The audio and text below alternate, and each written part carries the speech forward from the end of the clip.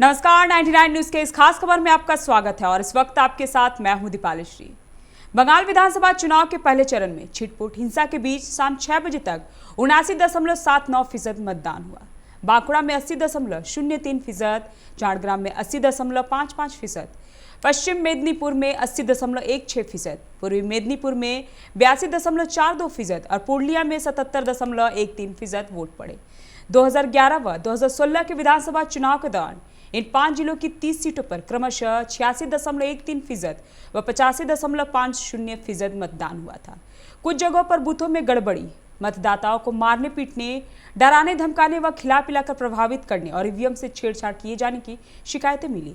इसे लेकर तृणमूल कांग्रेस व भाजपा में पूरे दिन आरोप प्रत्यारोप का दौर चलता रहा। दोनों पक्षों की तरफ से इसे लेकर चुनाव आयोग से शिकायतें भी की गई। कैसा रहा बंगाल में पहले चरण का मतदान, देखिए इस खास रिपोर्ट में। आज पश्चिम बंगाल और असम की कुल 77 सीटों पर पहले फेज की वोटिंग हुई।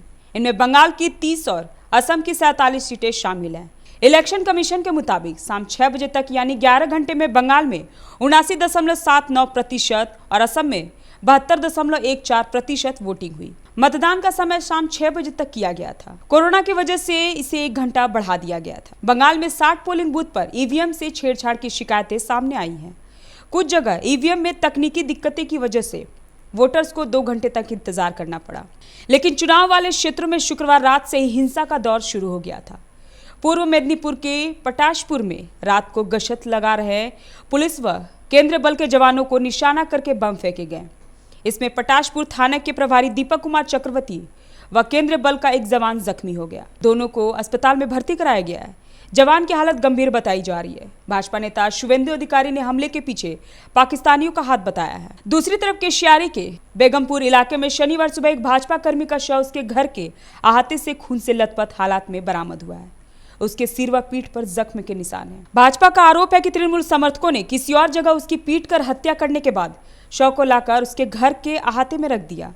दूसरी तरफ तृणमूल कांग्रेस ने इस घटना में हाथ धोने से इनकार किया है। वहीं सालबनी में माकपा प्रत्याशी सुशांत घोष की गाड़ी पर कुछ लोगों ने हमला किया गया। इस मामले में 4 लोगों को गिरफ्तार किया गया। आरोप तृणमूल कार्यकर्ताओं पर लगा है। कहा जा रहा है कि तृणमूल के लोगों ने उनकी गाड़ी को घेर कर प्रदर्शन किया है। भाजपा नेता शुवेंदु अधिकारी के भाई सोमेंदु अधिकारी की गाड़ी में भी तोड़फोड़ की गई, जिसमें उनके चालक समेत कई लोग जख्मी हो गए। भगवानपुर में फायरिंग में 2 सुरक्षाकर्मी घायल हो गए। भाजपा जिलाध्यक्ष अनूप चक्रवर्ती ने तृणमूल पर उनके कार्यकर्ताओं में डर फैलाने के लिए फायरिंग करने का आरोप लगाया है। वहीं खेजूरी में भी रात भर बमबाजी होती रही। दूसरी तरफ पुलिया सदर में भाजपा कार्यकर्ताओं पर तृणमूल कर्मियों को पीटने का आरोप लगा है। 5 तृणमूल कर्मी घायल बताए जा रहे हैं। वहीं पुलिया व दक्षिण कांति में भाजपा कर्मियों पर हमले की खबर है। इस बीच पश्चिम बंगाल के सीएम और टीएमसी नेता ममता बनर्जी ने खड़गपुर में प्रधानमंत्री नरेंद्र मोदी पर हमला बोला है। ममता ने कहा कि चुनाव के दौरान पीएम बांग्लादेश गए हुए हैं और वहां बंगाल पर भाषण दे रहे हैं। यह चुनाव आचार संहिता का खुला उल्लंघन है। हम चुनाव आयोग में इसकी शिकायत करेंगे। ममता ने कहा कि कभी कभी वे कहते हैं कि ममता बांग्लादेश से लोगों की घुसपैठ कराती है, लेकिन वह खुद वोट मार्केटिंग के लिए बांग्लादेश चले आते हैं। 2019 के लोकसभा चुनाव में एक बांग्लादेशी एक्टर हमारी रैली में शामिल हुए थे। बीजेपी ने बांग्लादेश की सरकार से बात की और उनका वीजा रद्द करवा दिया।